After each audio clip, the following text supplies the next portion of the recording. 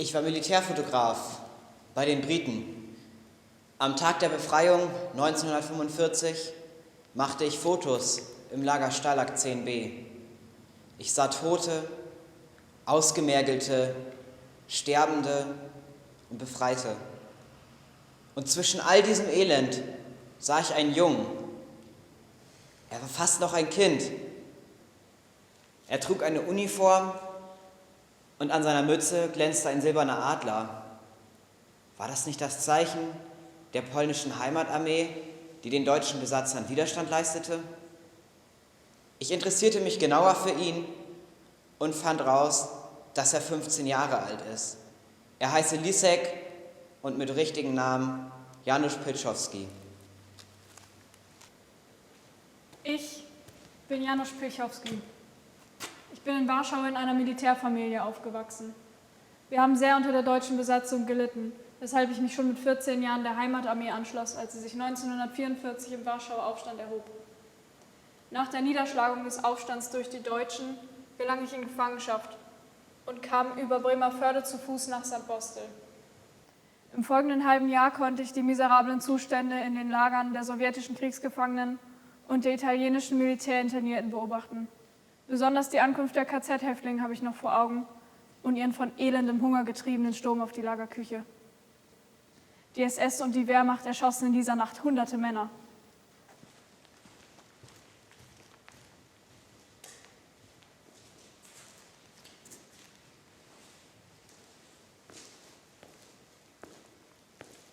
Meine Bilder können nur zeigen, wie es danach aussah. Sie können nicht deutlich machen, was für ein Elend die Menschen in dem Stacheldraht erleben mussten. Aber hören und sehen Sie selbst.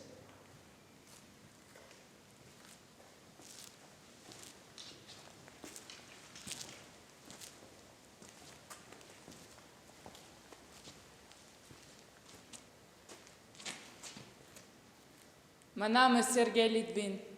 Ich bin 1922 in der Ukraine geboren. Ins Lager St. Bostel kam ich 1941 über Bremervörde her. 12 Kilometer. Über 12 Kilometer wurden wir zu Fuß dorthin getrieben. Manchmal, von Zeit zu Zeit, hörte man am Ende der Kolonne Schüsse kommen. Wer am Ende seine Kräfte war und nicht mehr weitergehen konnte, wurde erschossen.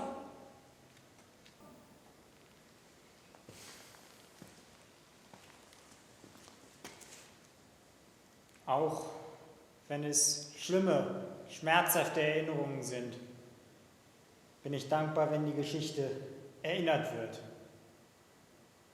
Wir hatten Hunger. Wir waren auch nur eine Nummer, eine metallene Nummer. Nachdem ich in St. Bostel angekommen war, war ich nur noch 114013.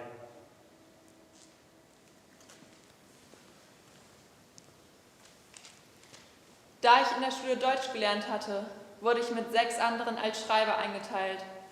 Wir registrierten, wohin die Gefangenen verlegt und zu welcher Arbeit sie eingeteilt wurden. Alle westlichen Kriegsgefangenen erhielten regelmäßig Lebensmittel vom Internationalen Roten Kreuz. Die sowjetischen Kriegsgefangenen bekamen niemals und von niemandem Hilfe. Stattdessen wurden wir noch mit besonderer Härte behandelt. Man malte uns zum Beispiel auf die Rücken unserer Mäntel mit weißer Farbe die Buchstaben SU, damit wir schneller zu erkennen waren. Recht gute Beziehungen gab es zwischen den sowjetischen Kriegsgefangenen und den Franzosen, die in der Bekleidungskammer arbeiteten. Wir ergatterten ein paar Kleidungsstücke, tauschten sie gegen Essen. Trotzdem, es starben viel zu viele, vor allem an Entkräftung. Zum Lager gehörte ein Lazarett, aber das war nicht für uns Sowjets. Für uns gab es nur ein Revier. Das diente lediglich zur Isolierung der Kranken. Die Baracken dieses Reviers waren mit Stacheldraht umgeben. Wehe, wenn man dort landete. Wir Sowjets fürchteten uns vor diesem Revier, denn wir wussten, von dort gibt es nur einen Weg hinaus.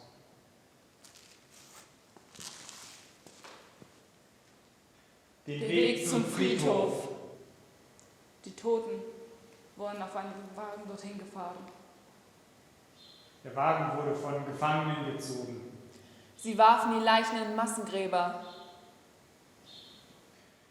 Dort lagen sie in Schichten übereinander, tot, nackt, gestapelt.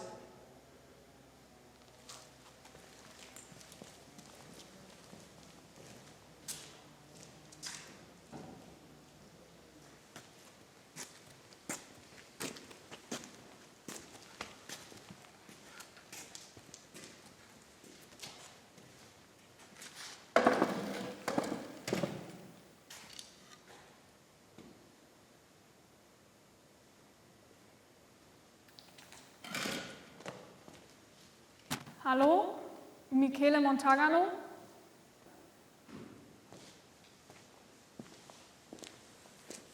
Ja, Ich habe ein paar Fragen. Wie und wo bist du aufgewachsen? Wie war deine Jugend? ich bin in Süditalien geboren. Eigentlich war ich ein fauler Schüler. Aber mein Vater war Grundschullehrer und hatte großen Einfluss auf mich. Deswegen musste ich dann trotzdem zum Gymnasium. Mein Vater war auch Faschist. Aber eigentlich wusste ich damals gar nicht, was Faschismus überhaupt bedeutet. Ich weiß aber, dass ich Mussolini bewunderte. Ich glaubte alles, was er sagte, sämtliche Lügen. Und ich war begeistert von seiner Kriegserklärung. Die Antifaschisten waren das natürlich nicht, aber von denen gab es damals so wenige in Italien. Ich kämpfte dann mit der italienischen Armee in Jugoslawien und wurde 1944 von den Deutschen gefangen genommen und nach San Bostel gebracht.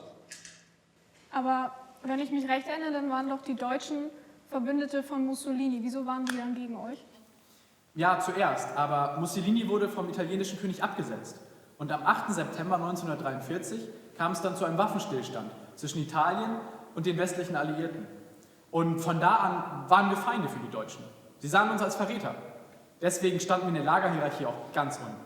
Nur die sowjetischen Kriegsgefangenen waren noch unter uns. Selbst uns Offizieren, die wir eigentlich gesondert untergebracht waren, ging es schlecht. Wir bekamen nur wenig zu essen, ganz kleine Rationen. Das waren 7, 8 Gramm Fleisch. Und dazu dann noch 5 oder 6 Kartoffeln. Wirklich ein mieser Fraß. Wir wurden auch oft krank. Einmal zum Beispiel, da grassierte Fleckfieber und deswegen wurden wir unter Quarantäne gestellt. Die Deutschen ließen niemanden mehr rein oder raus. Ob wir uns ansteckten oder nicht, das war denen egal. Da waren wir vollkommen uns selbst überlassen. Dann gab es also in San Bostel mehr Tote durch Hunger und Krankheiten als durch Erschießung und Vergasung wie in richtigen KZs. Ja, schon, aber es gab auch brutale Erschießungen. Ich erinnere mich an einen Morgen neben meiner Baracke da hat ein Leutnant, er hat seine Unterwäsche gewaschen und wollte die aufhängen. Und dabei kam er zu dicht an den Stacheldraht. Das hat eine Wache gesehen, hat ihn geschnappt und ihn erschossen. Die Wache bekam dafür eine Prämie und ein wenig Urlaub. Aber der Mann war tot. Der wurde einfach ermordet, weil er seine Unterwäsche gewaschen hat. Habt ihr euch gegen sowas nie gewehrt? Doch. Du musst wissen, San Bostel war für mich so, es war meine Universität. Ich habe da Professoren getroffen und ich habe viel gelernt über Zivilrecht und über Strafrecht. Vor allen Dingen aber über Antifaschismus und Widerstand. Von Alessandro Natta zum Beispiel. Der schlief 6 Monate lang im Bett über mir und er war Kommunist. Durch ihn kapierte ich, dass man Widerstand leisten muss. Und von da an war für mich klar, lieber sterbe ich, als dass ich den Deutschen helfe. Wenn du von Widerstand sprichst, wie genau sah der dann aus? Also einmal im Nebenlager in Wietzendorf, da weigerten wir uns zu arbeiten. Und daraufhin wollte uns die Gestapo erschießen. Sie griff 21 von uns 214 heraus und ließ sie forttreten. Aber dann haben wir unseren Mut zusammengenommen und haben gesagt, wir wollen die Plätze der Männer übernehmen.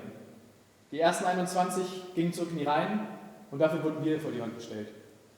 Da mussten wir 5, 6 Stunden ausharren. Manche haben Fotos von ihren Familien rausgenommen, manche haben geweint, einer lief auf und ab, der nächste hat einfach nur seinen Kopf in den Händen begraben, einer stand einfach nur da, hat gar nichts gesagt, hat nicht mal geweint. Ja, und am Abend kam dann der Gegenbefehl. Wir wurden nur zu lebenslanger Haft verurteilt. Hast du wegen solchen Vorkommnissen dann einen großen Hass auf die Deutschen entwickelt? Nein, einen Hass habe ich nicht entwickelt. Und eine letzte Frage habe ich noch. Wieso bist du nach dem Krieg zurück nach St. Bostel gekehrt und gibt es irgendwas, was du den Deutschen sagen möchtest? Ja, ich will, dass wir nicht nur für unser Leid in Erinnerung bleiben. Wir hatten den Mut, Nein zu sagen. Wir haben in Deutschland Nein gesagt. Und deswegen sollt ihr euch an uns erinnern. Nicht nur wegen des Leids.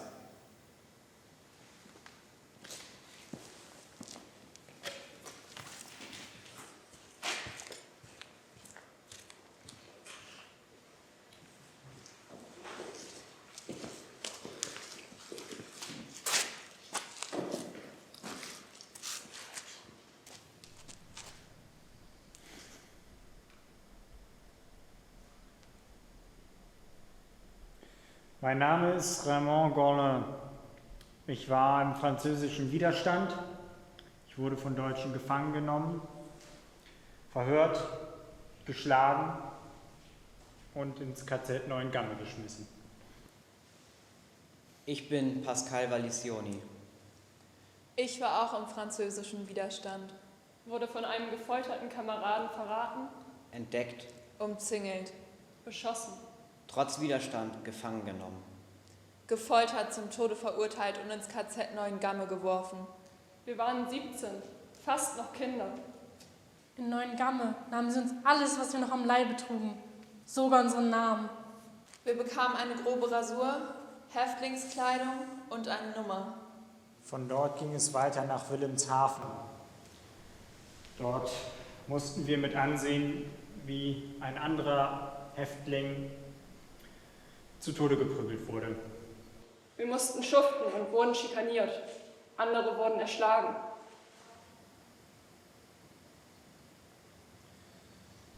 Dann ging es weiter nach St. Bostel, zu Fuß. Am 18. April 1945 kamen wir im Lager an. Als erstes begrüßte mich ein Berg von Leichen. Entlang der Mauer, auf der linken Seite, lag ein Haufen nackter, toter. Sie waren übereinander gestapelt und fixierten uns mit starrem Blick und offenen Mündern, als wollten sie uns etwas sagen. Ich hatte auch in Wilhelmshaven Leichen gesehen, aber hier sah ich Leichenberge, die bis zu den Häuserdächern reichten. Es gab Menschen, die stöhnten und Klagelaute von sich gaben. Menschen, die sich auf den Boden gerollt und gekrümmt haben, um zu sterben. Andere versuchten sich zum Sterben zu verstecken. Es gab Menschen, die im Sand entlang des Blocks gegraben und gegraben und gegraben haben, um still sterben zu können. Im Lager herrschte totale Verzweiflung. Wir hatten keine Betten. Wir schliefen auf dem Fußboden und hatten Hunger. Ein über den Zaun geworfener Brotkanten löste regelrechte Wettkämpfe aus, denn sofort sprang eine Menschentraube zu Boden. Jeder versuchte, ein Stück dieses Brotes zu ergattern. Eines Tages kam es zum Sturm auf die Küchenbaracke. Alle hatten Hunger. Aus der Lagerküche kamen Leute mit Brot geschlichen. Es wurden immer mehr und als es Nacht war, bin auch ich hinein und habe mir ein Laib Brot geklaut. Als ich rauslief, kam die SS und schoss in die Menge. Ich habe es kaum rausgeschafft, es gab so viele Tote. Dann wurden wir per Zug und Schiff nach Flensburg verschleppt. Während einer Bombardierung floh ich und stieß auf Kriegsgefangene. Wir fanden Menschen, die uns halfen. Am 5. Mai, da wurden ich und die anderen, die sich noch an Bord des Schiffes befanden, von britischen Soldaten befreit. X Tage lang hatten wir nichts mehr gegessen. Verstehen oder glauben, was mir passiert war, konnte zu Hause niemand. Also schwieg ich irgendwann und versuchte vergeblich, das Geschehene zu vergessen. Aber Schweigen ist ein Fehler, genau wie es einer ist, nicht zuzuhören. Solange ich es kann, werde ich die Wahrheit weitergeben. Es ist so wichtig, andere zu respektieren und vor allem sich in keinster Weise auf diktatorische Kämpfe einzulassen und auf keinen Fall auf die Politik von Extremisten und Kriegstreibern zu hören.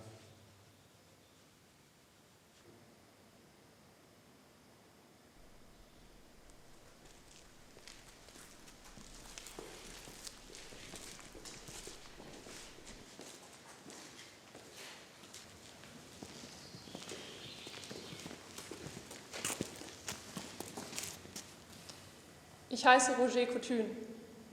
Nachdem die deutsche Wehrmacht 1940 in Frankreich, den Niederlanden, Luxemburg und Belgien einmarschierte und Belgien dann auch noch kapitulierte, da geriet ich als belgischer Unteroffizier in deutsche Kriegsgefangenschaft.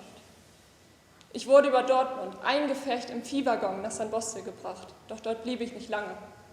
Die meiste Zeit verbrachte ich auf Bauernhöfen in der Umgebung, lange Zeit davon in Natum. Ich gehörte zu einem landwirtschaftlichen Arbeitskommando.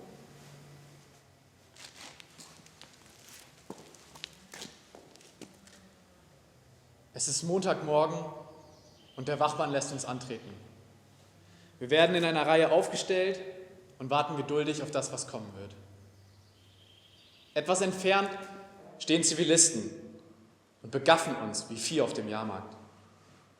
Ich fühle mich wie ein Sklave in der Römerzeit und erinnere mich an den Film Ben-Hur, den ich früher im Kino bewundert habe. Als nun jeder Landwirt einen Gefangenen ausgewählt hat und diese nicht sehr angenehme Prozedur vorüber ist, gehen die Bauern mit ihren Flamen nach Hause.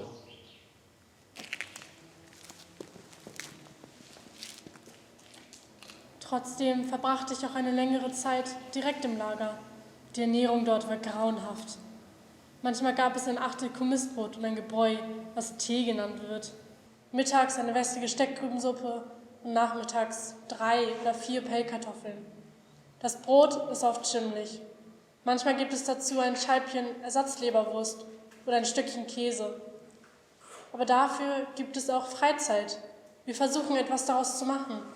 Es gibt sogar Kultur. Gerne gehe ich in die Bibliothek und leihe mir Bücher aus. Die Bücher werden durch das belgische Rote Kreuz gestiftet und ja, der Bibliothekar hat meist nicht viel zu tun. Somit ist er froh, wenn mal jemand vorbeikommt, um ein Gespräch mit ihm zu führen. Im Lager haben wir auch ein kleines Orchester. Es besteht aus Franzosen, Belgiern und Serben. Außerdem haben wir noch eine französische Theatergruppe, die wahre Meister der Improvisation sind. Nicht nur spielen sie Theater, sie schneidern ihre Kostüme, bauen ihre Möbel und bemalen ihre Kulissen selbst.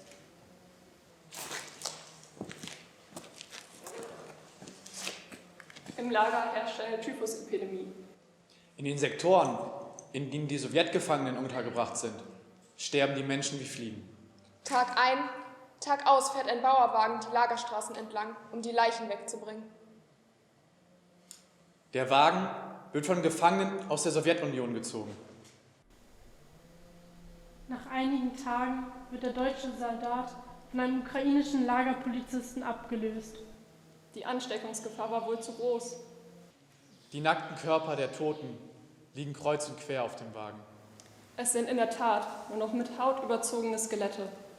Diese schauerlichen Wagenladungen verlassen das Lager durch den Hinterausgang, werden direkt zum Lagerfriedhof transportiert und dort in Massengräber geworfen. Die Franzosen und Belgier werden mit einem Serum geimpft, das durch das internationale Rote Kreuz geliefert wird. Die Gefangenen aus dem Osten, die bekommen davon nichts.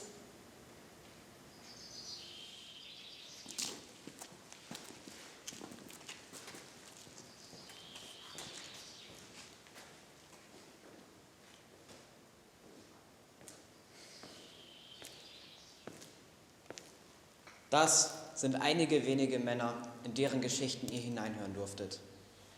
Viele tausend Geschichten erzählt dieser Ort. Geschichten von ganz unterschiedlichen Menschen. Geschichten aus einer Zeit des Kriegs. Geschichten, die nicht vergessen werden dürfen. Geschichten, die uns allen das eine sagen wollen. Nie wieder!